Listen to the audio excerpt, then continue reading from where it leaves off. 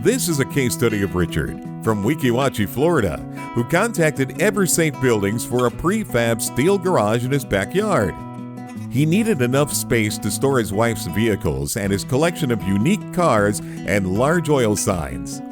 He decided to purchase a 30 feet by 60 feet metal building in light stone and placed it within walking distance of the home's back door.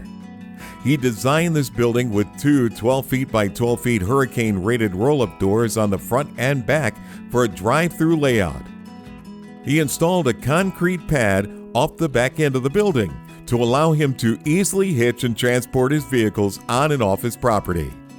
Incorporating a walk-through door on the front gives Richard easy access to his prefab steel garage building.